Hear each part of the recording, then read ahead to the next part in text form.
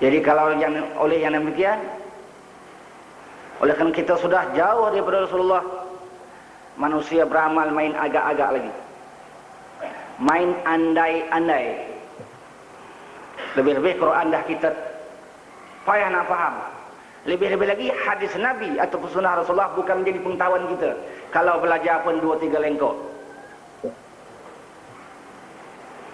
Kita tak kaji betul-betul hadis Bukhari, dan kita tak kaji betul-betul hadis Muslim, dan kita tak kaji lagi Sunan Sittah, hadis-hadis yang lain. Kecuali mendengar 2-3 butir, 2-3 hadis daripada mulut guru-guru kita, sekadar itu saja. Memperdalami ilmu hadis tak ada pada kita. Memperdalami ilmu Al-Quran tidak ada pada kita.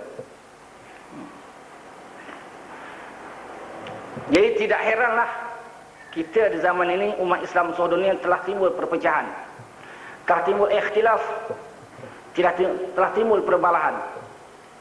Sama ada di bidang furu'iyah, perkara-perkara cabang, perkara-perkara ranting, maupun di bidang usuliyah, perkara dasar, perkara pokok. Dan perpecahan yang berlaku di akhir zaman, ataupun ikhtilaf dan perbalahan yang berlaku di kalangan umat Islam di akhir zaman, memang sudah ditilah oleh Rasulullah SAW. Memang telah disabdakan oleh Rasulullah SAW masa beliau masih hidup lagi. Jadi Rasulullah pernah menceritakan waktu beliau masih hidup lagi, di akhir zaman nanti akan ada timbul 2 bentuk perpecahan ataupun 2 bentuk ikhtilaf. Ikhtilaf yang pertama seperti mana sabdanya, ikhtilafu ummati rahmatun, bersisih pahamnya umat aku itu adalah rahmat. Di dalam sabdanya yang lain yang berbunyi, au kama qala, man ijtahada fa asaba falahu ajrani wa man ijtahada fa akhta'a falahu ajrun wahid. Barang siapa yang berijtihad, maka benar ijtihadnya, maka dia dapat 2 pahala. Tetapi barang siapa berijtihad kemudian salah ijtihadnya, tetap dapat 1 pahala.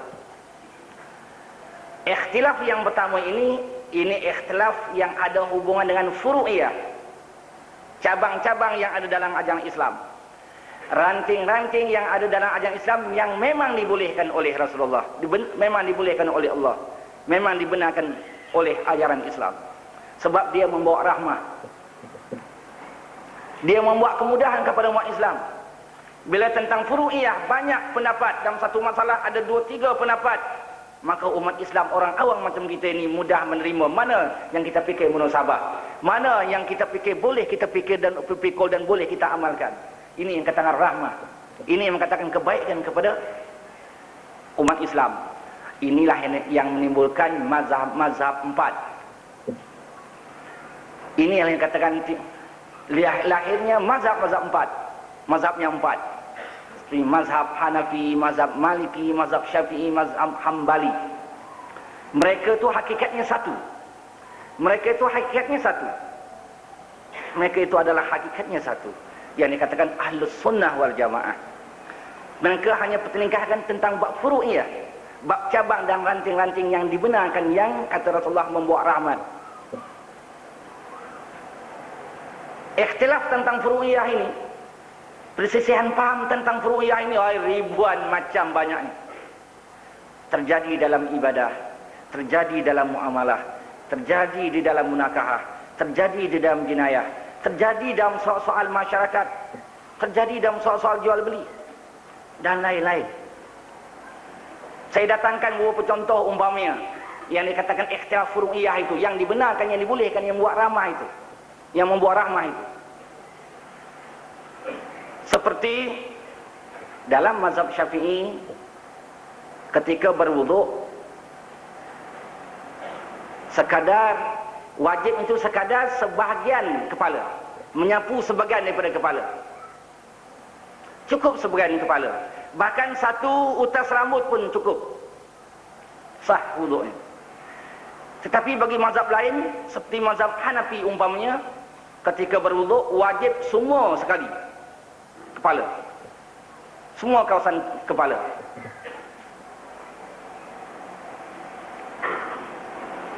Contoh yang lain, dalam mazhab Syafi'i ketika bersemayang wajib membaca Fatihah dan bismillah salah satu daripada Fatihah. Tetapi dalam mazhab Hanafi umpamanya, bismillah tidak termasuk di dalam Fatihah. Pada mereka ketika bersemayang membaca bismillah, ketika membaca Fatihah hanya sunat saja. Tetapi dalam mazhab Syafi'i wajib. Tak baca Fatihah artinya tertinggal satu ayat dalam Fatihah. Bila tertinggal, sedangkan Fatihah itu adalah rukun, maka tak sah semayang.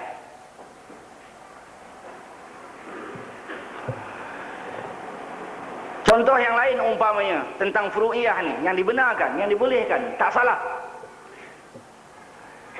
Tentang batal wuduk umpamanya contoh. Imam Syafi'i, dalam mazhab Syafi'i, kalau seorang lelaki itu menyentuh perempuan yang bukan muhramnya ataupun bukan muhrimnya tanpa berlapik, batal wuduk. Tetapi Hanafi tidak batal wuduk walaupun tidak berlapik, asalkan jangan bersyahwat. Tapi tersentuh dengan syahwat batal. Kalau tersentuh dengan tidak ada syahwat, maka tidak batal.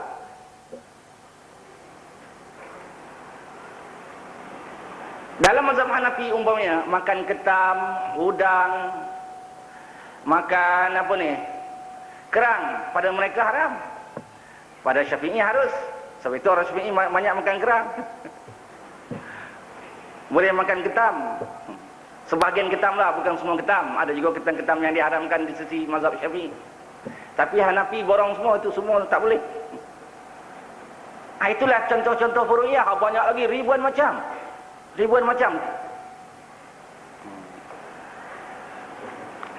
Kemudian Rasulullah pada masa hidupnya menceritakan juga akan berlaku nanti satu perpecahan, satu perbalahan yang telah mengenai usuliyah, yang telah mengenai dasar, yang telah melanggar pokok-pokok dalam ajaran Islam.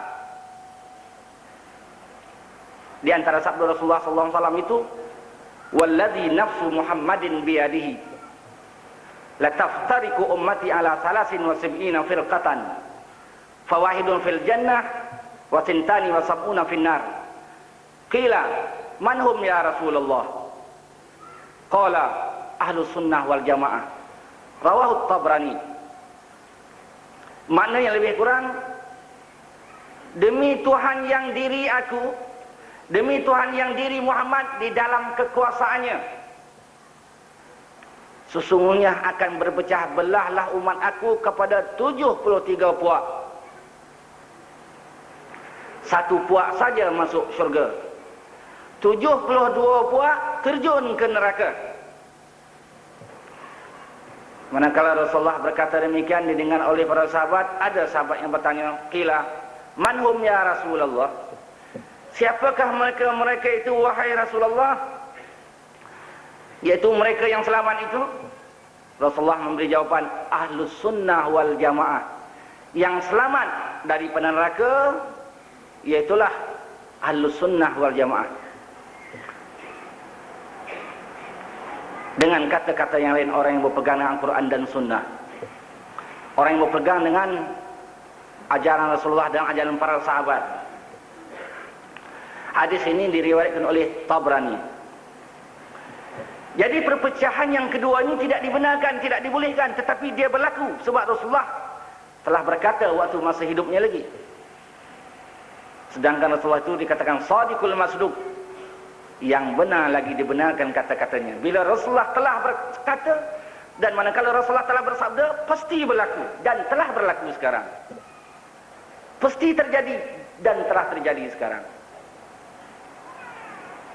Jadi perpecahan yang membawa kepada 73 perkara ini, perpecahan bukan furu'iyah tetapi usuliyah, yang dia telah melanggar dasar, yang tidak dibenarkan, yang tidak dibolehkan, haram hukumnya, tetapi berlaku juga.